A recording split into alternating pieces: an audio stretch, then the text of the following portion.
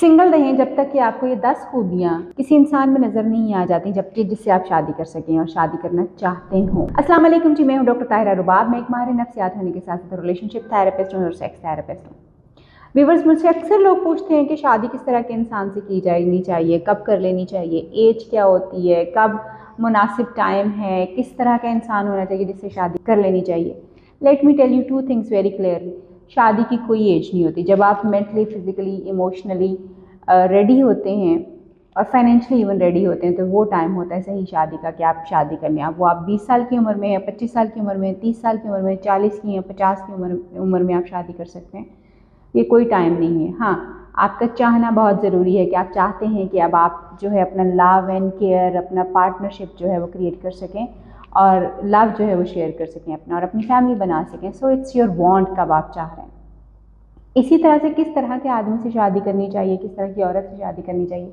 Of course उसमें कुछ general चीज़ें ज़रूर होती हैं, मगर सोचें ज़रूर कि उन जनरल चीज़ों में भी आपके लिए इंपॉर्टेंट चीज़ें कौन सी हैं। हो सकता है मैं आपको एक लिस्ट ऑफ 10 थिंग्स जो है बताऊँ जो बहुत इंपॉर्टेंट है किसी भी इंसान के साथ ज़िंदगी गुजारने के लिए, मगर उनमें से चंद एक आपके लिए इंपॉर्टेंट हों। सो आज हम उन्हीं चंद चीज़ों के ऊपर बात करेंगे कि ऐसी कौन सी 10 चीज़ें हैं जो हमें किसी भी इंसान में देखनी चाहिए, और अगर हमें वो नज़र ना आए तो बेहतर है कि हम अकेले ही रहें ताकि हम किसी टॉक्सिक रिलेशनशिप में जाने से बच जाएं और उसके जो डैमेजेस होते हैं उनसे हम बचे रहें। मगर एट द सेम टाइम ये भी कहा जाता है कि टॉक्सिसिटी जो है या कोई ऐसा बंदा जिसके साथ आपको लगता है कि आप रहना चाहते हैं तो उसकी कमियों बेशियों को भी हमें कबूल करना होता है। वी आर नॉट परफेक्ट, मगर ये 10 पॉइंट्स जो हैं ये ऐसे पॉइंट्स हैं कि ये अगर आपको मिल जाएँ तो दैट्स सही है, आप फ़ौरन शादी जो है वो कर सकते हैं।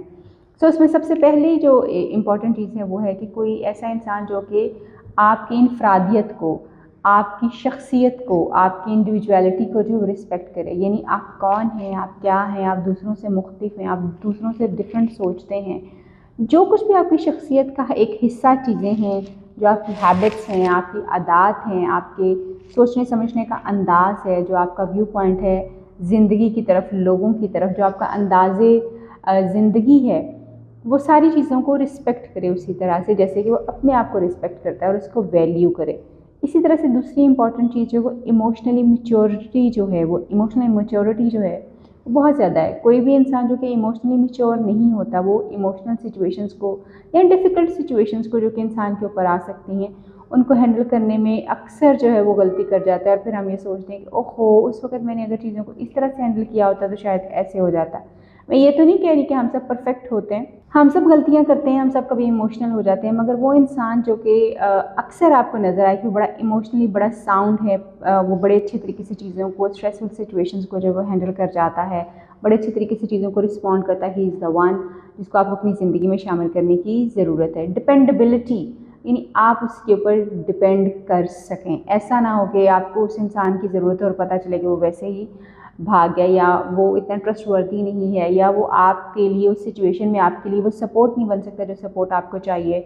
आपको अपने उस पार्टनर की ज़रूरत है, उस साथी की ज़रूरत है, मगर वो साथी ही वहाँ से गायब है because of any XYZ reasons. कोई भी उसकी अपनी रीज़न्स हो सकती हैं। एटलीस्ट आपको ये ट्रस्ट होना चाहिए कि वो डिपेंडेबल है, आप उस पर डिपेंड कर सकते हैं अपनी बुरी सिचुएशंस में। इसी तरह से आपकी वैल्यूज़, आपका बिलीफ सिस्टम, आपकी जो आदात हैं जिनको ख़ास तौर पे आपके लाइफ गोल्स जो हैं वो शेयर्ड होने चाहिए। यानी सिर्फ ये नहीं होना चाहिए कि एक ही इंसान जो है वो अपने वैल्यूज़ को, अपने बिलीफ सिस्टम को और अपने लाइफ गोल्स को आगे रखे, बल्कि वो दूसरा इंसान जो है वो आपके लाइफ गोल्स को ओन करे, आपके बिलीफ सिस्टम्स को रिस्पेक्ट करे और उनको भी उसी तरह से जो है ओन करे। ऑनेस्टी बड़ी इंपॉर्टेंट है। जब तक आप अपने आप के साथ और अपने रिलेशनशिप में ऑनेस्ट नहीं होते, ईमानदार नहीं होते, तब तक आप एक अच्छा रिलेशनशिप नहीं बना सकते। सो देखिए कि वो बंदा जिसके साथ आप अपना रिलेशनशिप बनाना चाह रहे हैं क्या वो ऑनेस्ट है अपने आप के साथ, अपने घर वालों के साथ और आपके साथ। कितनी फिशी बातें जो हैं वो हैं।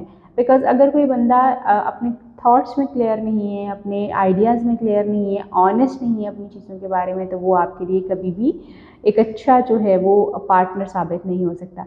काइंडनेस उसमें कितनी ज़्यादा, यानी वो कितना काइंड है, कितने अच्छे तरीके से लोगों के साथ मिलता है, कितने अच्छे तरीके के साथ वो अपने से जो नीचे लोग जो कि हमारे सर्वेंट्स होते हैं, मेड्स होती हैं, वेटर्स होते हैं और इस तरह के दूसरे लोग जो उनको किस तरह से ख़ास तौर पे ट्रीट करता है, कितना काइंड है, कितना वो आपकी पेन को जो है वो फील कर सकता है कि वाकई आप इस वक्त किसी ट्रबल में, किसी तकलीफ में और आपको उसकी ضرورت جو ہے پیشنس کتنا ہے اس میں، یعنی اس میں صبر کتنا ہے.